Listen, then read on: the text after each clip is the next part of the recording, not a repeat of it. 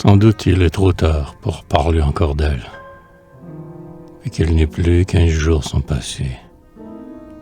Et dans ce pays-ci, 15 jours, je le sais, font d'une mort récente une vieille nouvelle. Quelques noms d'ailleurs que le regret s'appelle l'homme par tout pays. On a bien vite assez.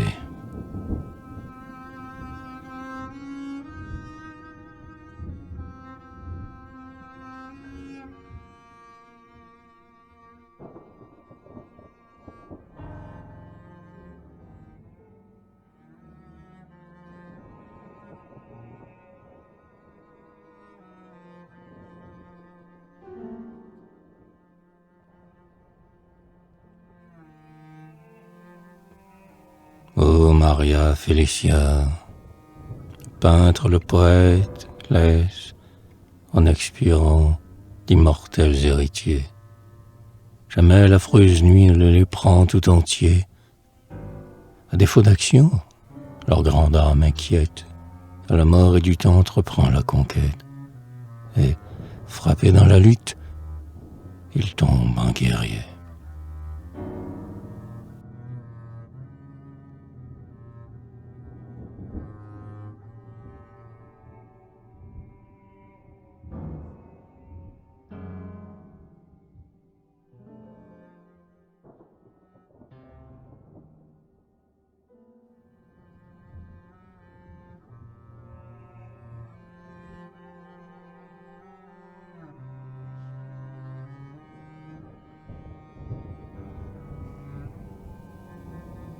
Celui-là sur les reins a gravé sa pensée.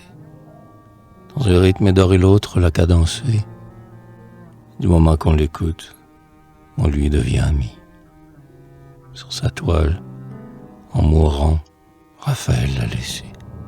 Et pour que le néant ne touche point à lui, c'est assis d'un enfant sur sa mère endormie.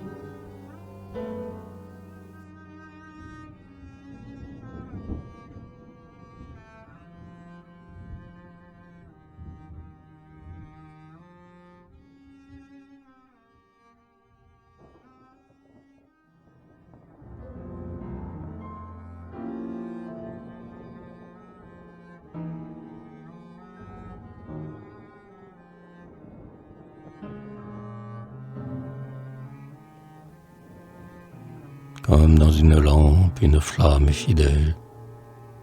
Au fond du Parthénon, le marbre inhabité garde de Phidias la mémoire éternelle. Et la jeune Vénus, fille de Praxitèle, sourit encore, debout dans sa divinité, aux siècles impuissants qu'a vaincu sa beauté.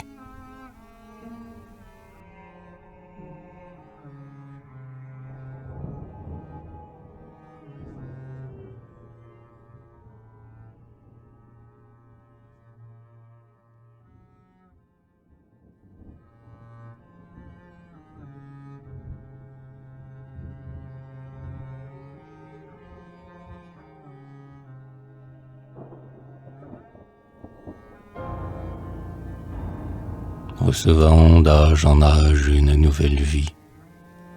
Ainsi s'en vont à Dieu les gloires d'autrefois. Ainsi le vaste écho de la voix du génie devient du genre humain l'universelle voix.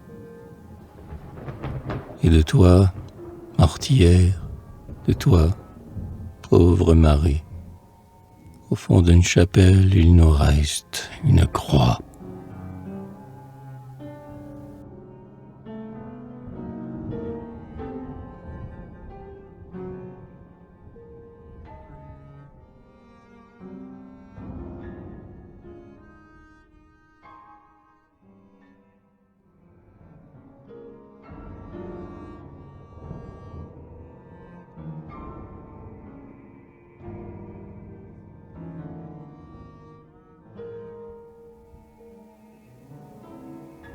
Une croix et l'oubli, la nuit et le silence. Écoutez, c'est le vent, c'est l'océan immense. C'est un pêcheur qui chante au bord du grand chemin.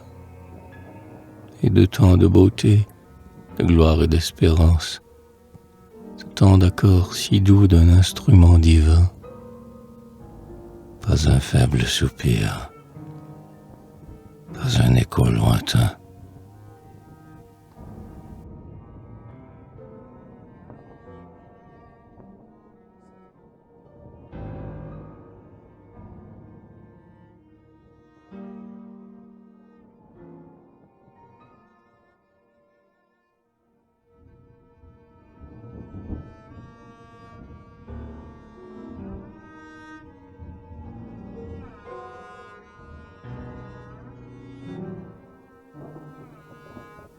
Une croix et ton nom écrit sur une pierre, non pas même le tien, mais celui d'un époux.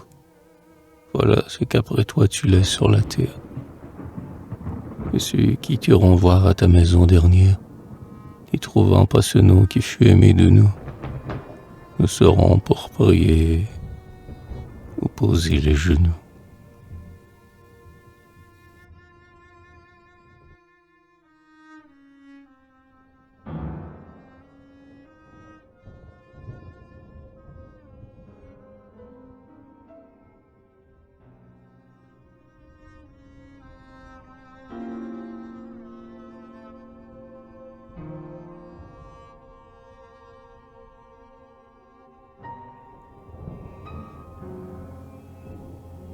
Oh Ninette, où sont-ils, belles mes adorées, ces accents pleins d'amour, de charme et de terreur qui voltigent le soir sur ta lèvre inspirée, comme un parfum léger sur l'aubépine en fleurs?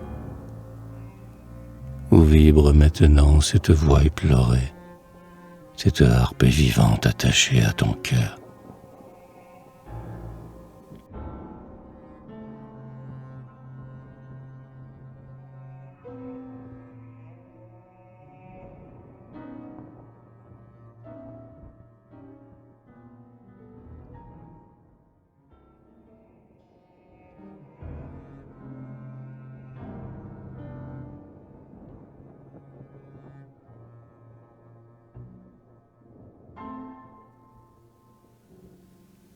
N'était-ce pas hier, fille joyeuse et folle, que ta verve railleuse animait Coria, et que tu nous lançais avec la Rosina, la roulade amoureuse et l'œillade espagnole?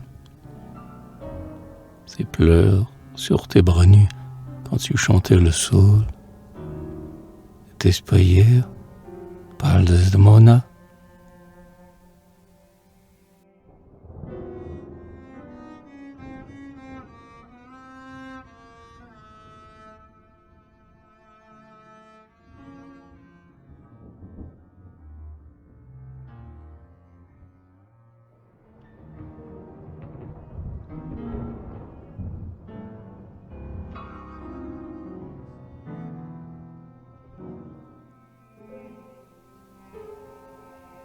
N'était-ce pas hier qu'à la fleur de ton âge, tu traversais l'Europe, une lyre à la main, dans la mer, en riant, te jetant à la nage, chantant la tarentelle au ciel napolitain, cœur d'ange et de lion, libre oiseau de passage, espiègle enfant ce soir, saint artiste demain.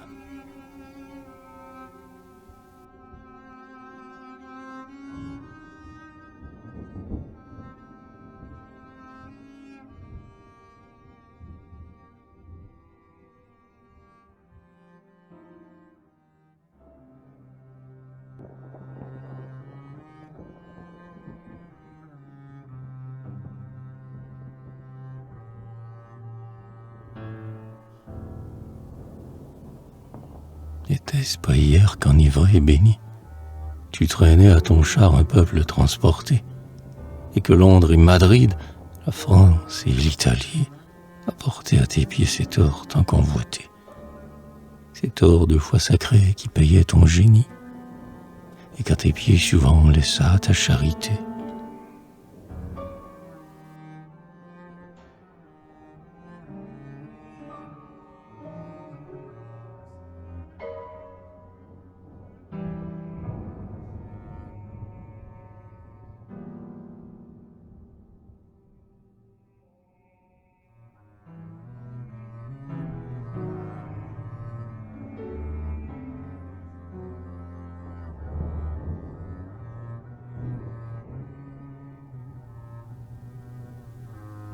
qu'as-tu fait pour mourir, ô noble créature? Belle image de Dieu qui donnait en chemin aux riches un peu de joie, aux malheureux du pain. Ah, qui donc frappe ici dans la mère nature? Quel faucheur aveugle, affamé de pâture, sur les meilleurs de nous ose porter la main?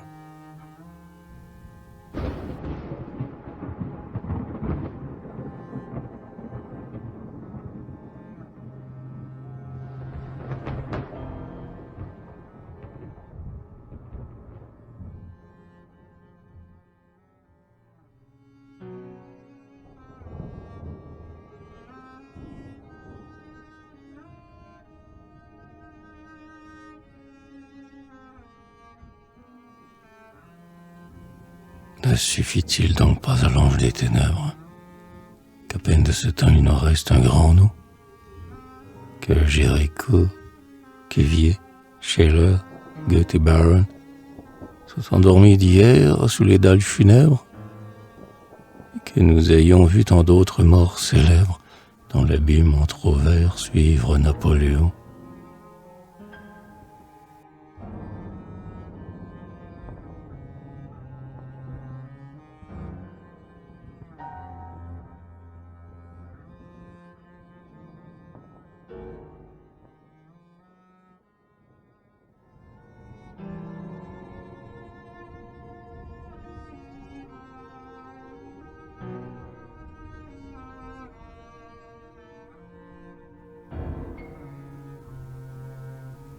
Nous faut-il perdre encore nos têtes les plus chères et venir en pleurant leur fermer les paupières dès qu'un rayon d'espoir brillait dans leurs yeux?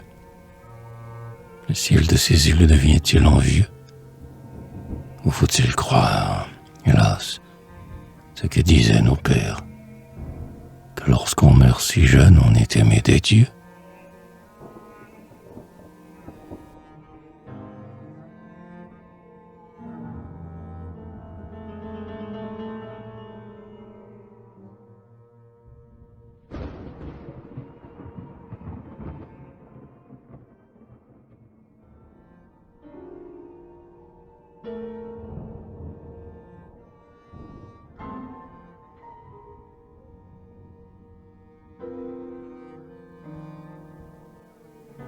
Ah, combien, depuis peu, sont partis pleins de vie, sous les cyprès anciens que de saules nouveaux, la cendre de Robert à peine refroidie.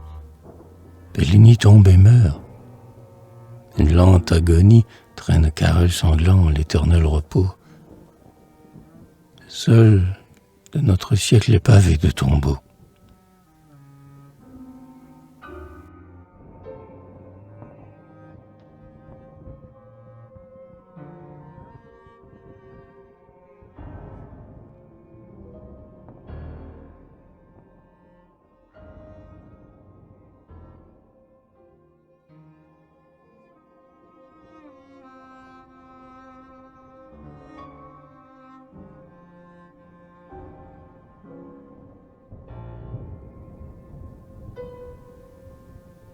Que ne resterait-il si l'ombre insatiable, dès que nous bâtissons, vient tout ensevelir? Nous qui sentons déjà le sol si variable, et sur tant de débris, marchons vers l'avenir. Si le vent, sous nos pas, balaye ainsi le sable, de quel deuil le Seigneur veut-il donc nous vêtir?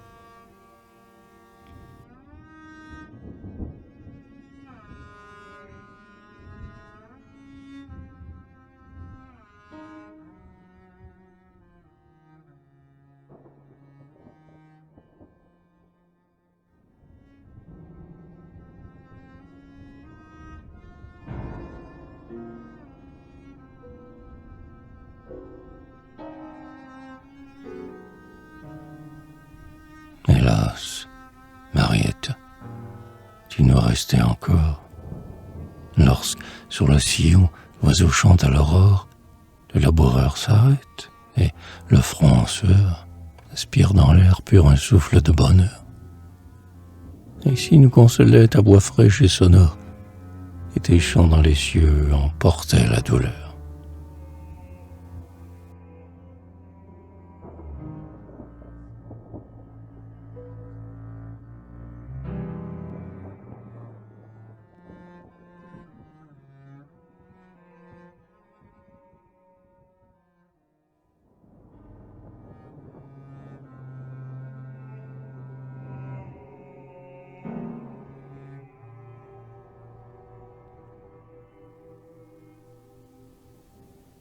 Ce qu'il nous faut pleurer sur ta tombe hâtive, ce n'est pas l'art divin, ni ses savants secrets. Quelque autre étudiera cet art que tu crées. C'est ton âme, Ninette, et ta grandeur naïve. C'est cette voix du cœur qui seule au cœur arrive, que nul autre, après toi, ne nous rendra jamais.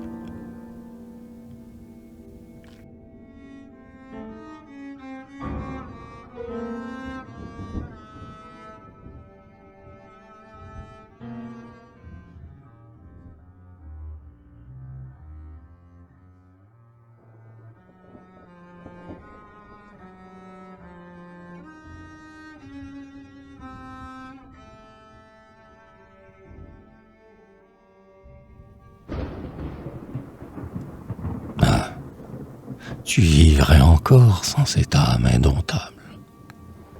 Ce fut là ton seul mal, et le secret fardeau sous lequel ton beau corps plia comme un roseau. Et l'on soutint longtemps la lutte inexorable. C'est le Dieu tout-puissant, c'est la muse implacable, qui dans ses bras en feu t'a porté au tombeau.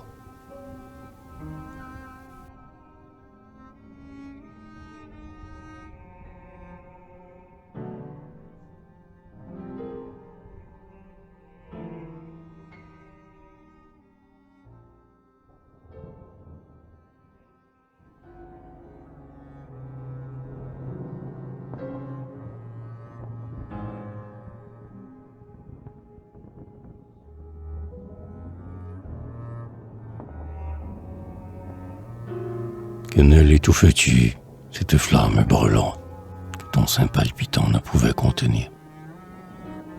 Tu vivrais, tu verrais, te suivre et t'applaudir de ce public blasé, la foule indifférente, qui prodigue aujourd'hui sa faveur inconstante à des gens dont pas un, certes, n'en doit mourir.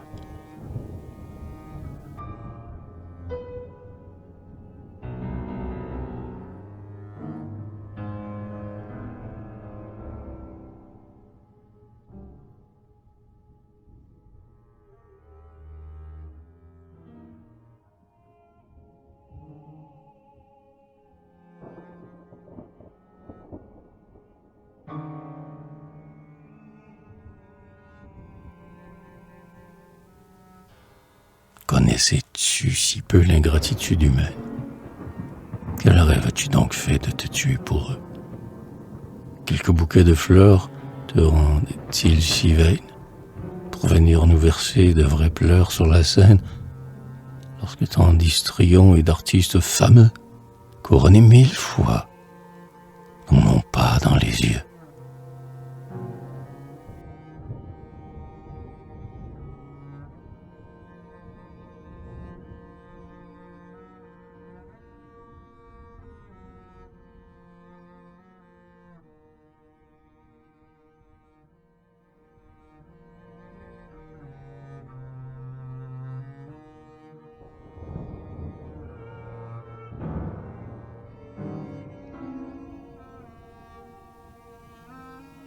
Que ne détournais-tu la tête pour sourire, qu'on en use ici quand on feint d'être ému? Hélas, on t'aimait tant qu'on n'en aura rien vu. Quand tu chantais le saoul au lieu de ce délire, que ne t'occupais-tu de bien porter ta lyre?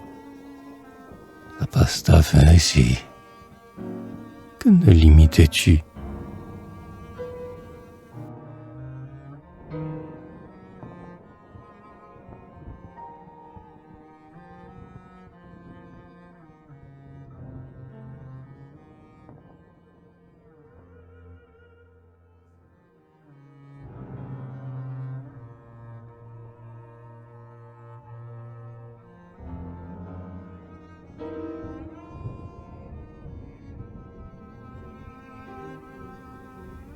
Ne savais-tu donc pas, comédienne imprudente, que ces cris insensés qui te sortaient du cœur, de ta joie maigrie augmentaient la pâleur?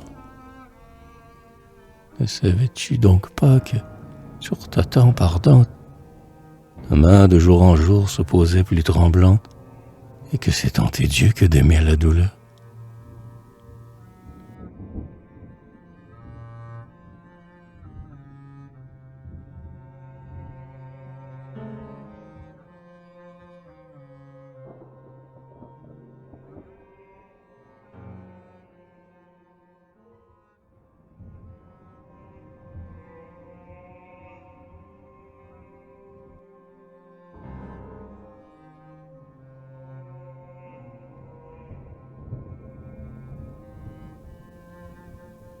Ne sentais-tu donc pas que ta belle jeunesse, tes yeux fatigués, s'écoulaient en ruisseaux, et de ton noble cœur s'exhalait en sanglots?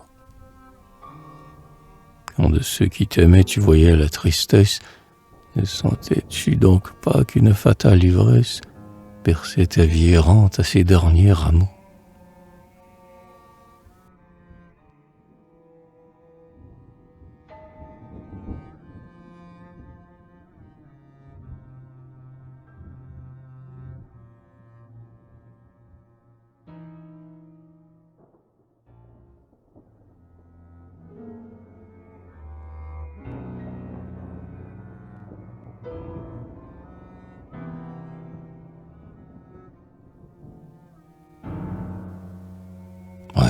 Ouais, tu le savais, qu'au sortir du théâtre, un soir dans ton linceul, il faudrait te coucher.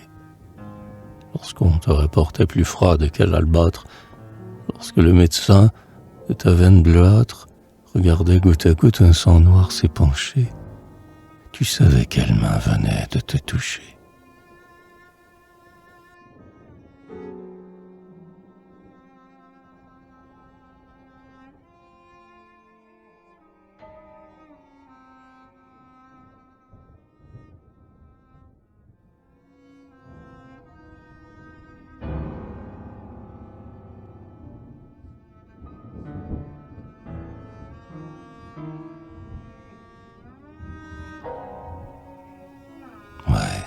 Ouais, tu le savais, que dans cette vie, rien n'est bon que d'aimer, n'est vrai que de souffrir. Chaque soir dans tes chants tu te sentais pâlir, tu connaissais le monde, et la foule et l'envie, et dans ce corps brisé concentrant ton génie, tu regardais aussi la mallibre âme mourir.